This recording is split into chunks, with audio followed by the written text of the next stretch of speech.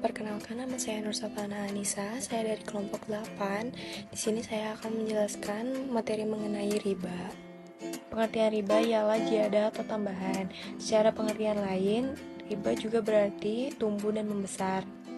Sedangkan menurut istilah lain, riba juga berarti pengambilan tambahan dari harta pokok atau modal secara batil. Riba juga merupakan salah satu hal yang sangat dilarang oleh agama Islam dan sudah ditetapkan oleh Al-Quran dan hadis bahwa dasar hukum riba ialah haram. Pada surat Al-Baqarah ayat 276, riba adalah perbuatan yang sangat dimusnahkan oleh Allah Subhanahu wa taala. Sebaliknya, sedekah adalah perbuatan yang sangat disenangi. Pada surat Al-Baqarah ayat 278, setiap orang yang beriman harus bertakwa kepada Allah Subhanahu wa taala dan wajib meninggalkan sisa hasil riba yang belum digunakan. Dan pada surat An-Nisa 161, riba adalah suatu kegiatan yang sangat dilarang untuk dimanfaatkan sebagai pembiayaan sehari-hari karena diperoleh dari jalan yang batil. Ada beberapa jenis riba, yaitu yang pertama riba kart. Riba kart ini merupakan jenis riba yang ruang lingkupnya adalah hutang piutang. Yang kedua yaitu riba jahiliyah. Riba jahiliyah adalah kelebihan atau tambahan pelunasan hutang yang telah melebihi dari pokok pinjaman. Yang ketiga yaitu riba fadil. Riba fadil adalah pertukaran antar barang yang sejenis tapi kadar dan takarannya yang berbeda. Yang keempat yaitu riba nasi'ah. Riba nasi'ah ialah tambahan atau biasa juga disebut dengan imbalan penundaan pembayaran barang kegiatan pinjam-meminjam. Yang kelima yaitu riba aliyat, ialah riba dengan jual beli atau yang terjadi dalam penukaran. Adapun 3 cara menghindari dari riba. Yang pertama yaitu memahami bahaya dari perbuatan riba. Yang kedua, memindahkan tabungan ke bank syariah. Yang ketiga yaitu selalu bersyukur. Penerapan hukum riba pada masyarakat Indonesia.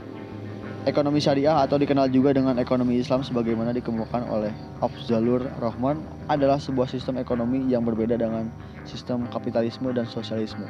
Ekonomi Islam memiliki kebaikan-kebaikan yang terdapat dalam kedua sistem tersebut dan terbebas dari kelemahan-kelemahan yang ada di dalam kedua sistem tersebut.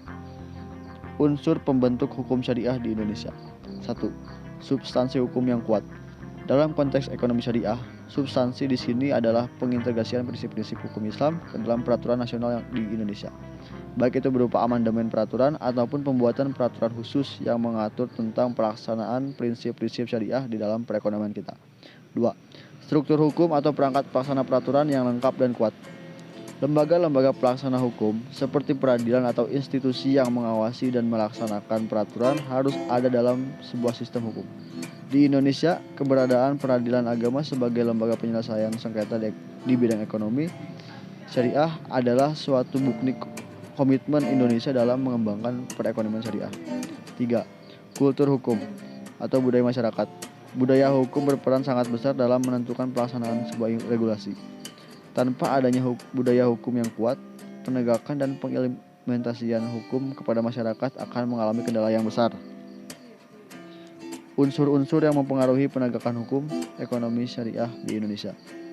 A. Perangkat hukum atau material hukum adalah aturan-aturan atau sumber hukum yang mengatur perkara dalam penegakan hukum. Di antaranya sumber hukum material atau hukum substantif, hukum yang menentukan isi suatu peraturan atau kaidah hukum yang mengikat setiap orang. Dan sumber hukum formil atau hukum prosedural, hukum acara perdata. B. Penegak hukum atau hakim adalah pejabat yang memeriksa, mengadili dan menyelesaikan sengketa ekonomi syariah.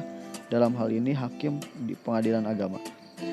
Para pihak adalah masyarakat pencari keadilan yang terikat dengan asas personalitas keislaman, yaitu beragama Islam atau dan menundukkan diri kepada hukum Islam.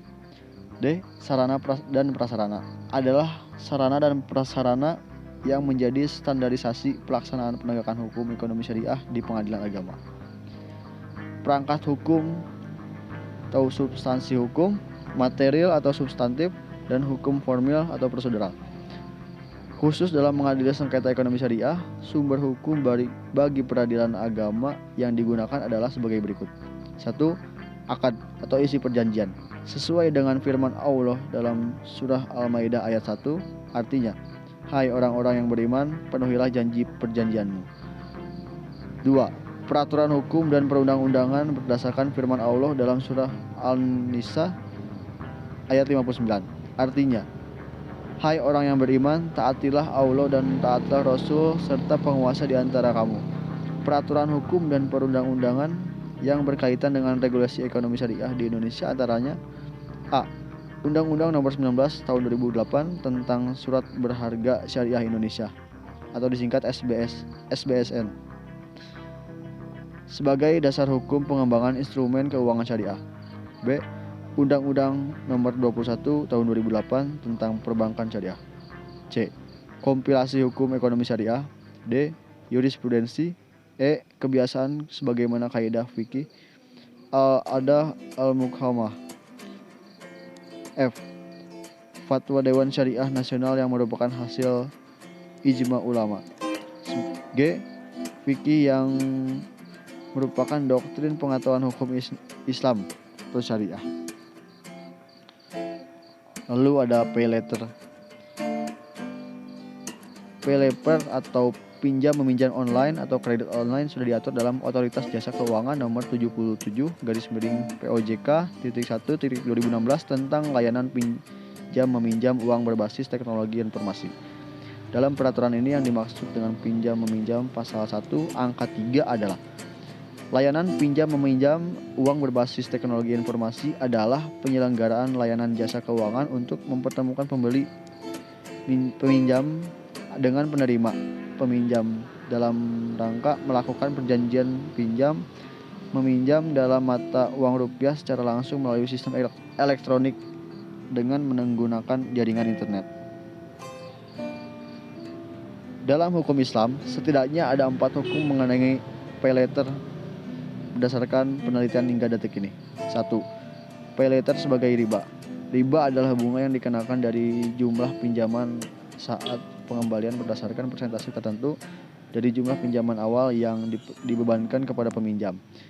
Pay letter dikatakan riba ketika terdapat tambahan biaya yang disyaratkan di muka oleh penerbit pay letter kepada konsumen, seperti bunga pinjaman 2,14% sampai 4,78% per bulan di Traveloka. Pay letter sebagai akad ijarah. Hutang yang diberikan oleh perusahaan pada aplikasi pay letter tersebut bukan termasuk riba yang diharamkan, sebab tambahan tersebut hanya bisa diperoleh lewat penggunaan aplikasi. 3. Pay letter sebagai akad bai tawarruk, yakni cicilan pembayaran konsumen kepada pihak yang meminjamkan pay letter hendaklah sama jumlahnya tiap bulannya hingga masa cicilan berakhir atau hingga cicilan tersebut lunas. 4. Menjadikan pay letter sebagai akad jualah. Jika pay letter berasaskan akad ini, maka pengambilan uang tambahan atau upah dalam pay letter bersifat mudah. Terima kasih atas perhatiannya. Sekian dari kelompok kami. Mohon maaf bila ada banyak kesalahan.